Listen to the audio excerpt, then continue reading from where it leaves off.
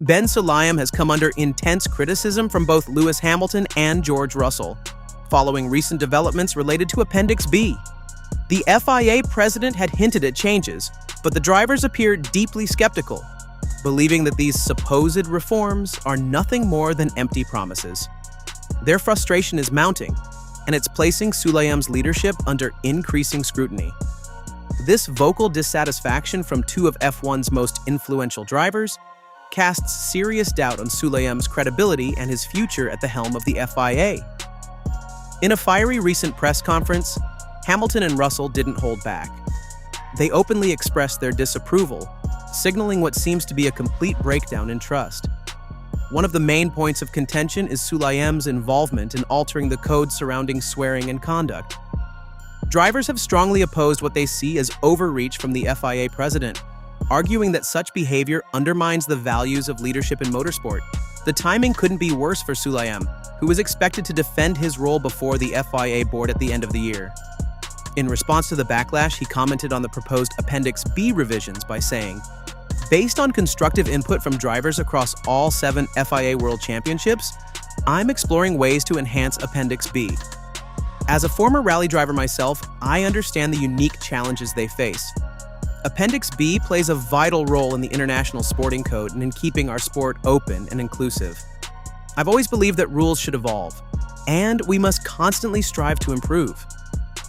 Despite this statement, it appears the internal support for Sulayem is crumbling.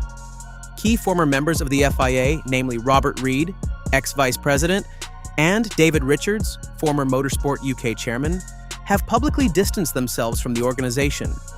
Their resignations were reportedly linked to being barred from a key meeting after refusing to sign a non-disclosure agreement.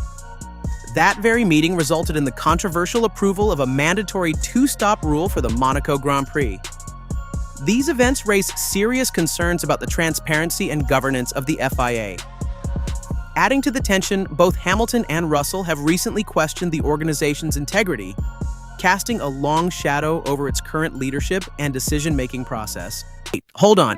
Did you know that 99% of you watching right now aren't subscribed?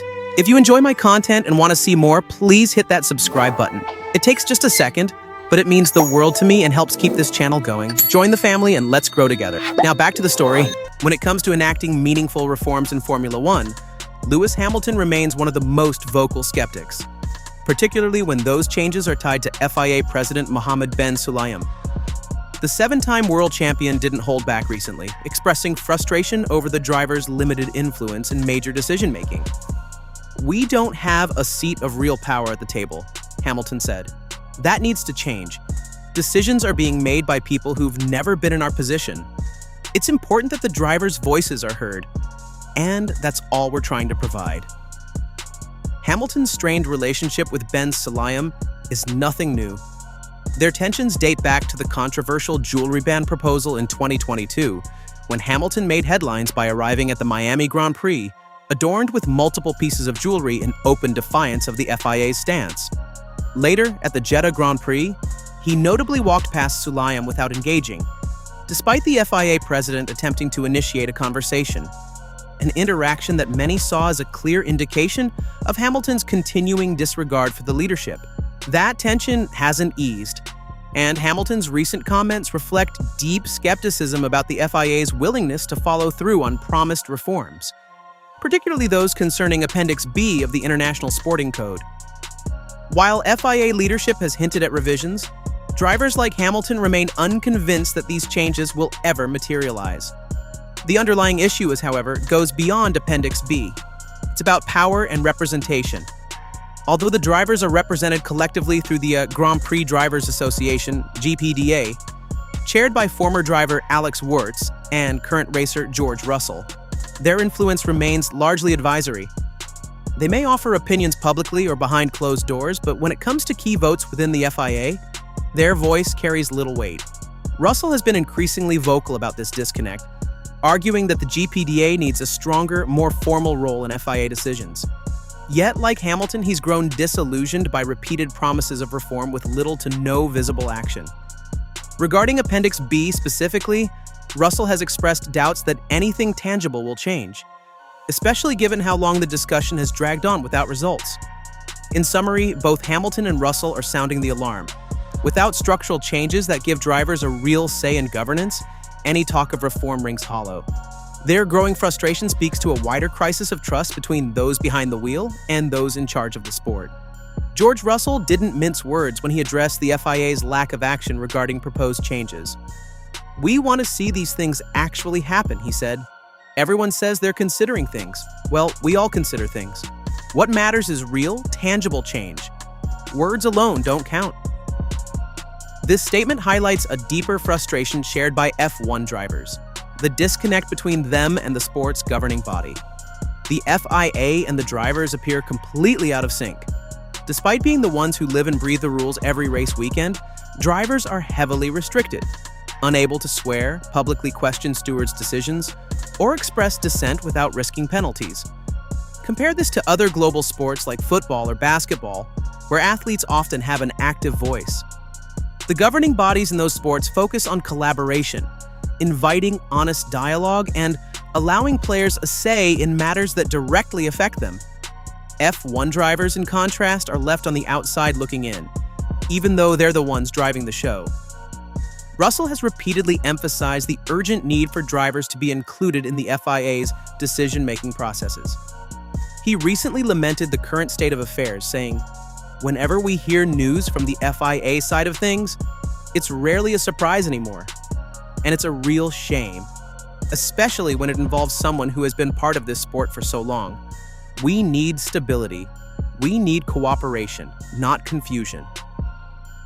Russell and many others within the F1 paddock have expressed full confidence in Stefano Domenicali and Formula One's leadership, but not in the FIA under Mohammed Ben Sulayem. There's a growing sense that meaningful change will only come through cooperation and open dialogue, rather than top-down decisions and rigid control. Criticism of Sulayem hasn't been limited to the drivers. Former race director Tim Mayer also stepped down, citing the FIA's troubling direction. Like ex-members Robert Reed and David Richards, Mayer felt that the current regime is driven more by internal politics than a passion for the sport. He even went as far as to say that Sulayem was running the FIA more like a private political organization than a governing body built on transparency.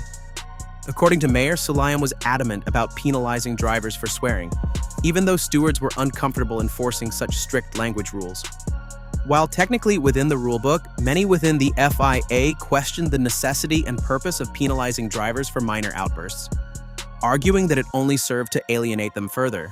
The fallout from these decisions has painted the stewards and FIA officials in a bad light, often unfairly, making them appear as targets of the drivers' frustration, when in reality, many of them weren't the ones pushing these policies. This all points to one undeniable conclusion: the FIA needs reform, and fast. One name that's been floated as a potential successor to Ben Sulayem is Susie Wolff. Known for her leadership, professionalism, and advocacy for diversity and inclusion, she's earned wide respect throughout the motorsport world. That said, Susie has already denied any intention of running for the presidency, despite the FIA having launched a now-dismissed investigation into her and her husband, Toto Wolff, with zero evidence.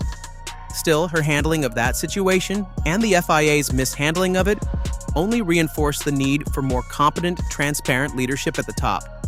So the question now is, will the growing wave of criticism from respected drivers like Hamilton and Russell finally lead to change at the top? Or will the FIA continue to operate in a bubble, disconnected from the very athletes it governs? Let us know your thoughts in the comments. And once you do, don't forget to click the video on your screen for more F1 insights. And don't forget to subscribe my channel.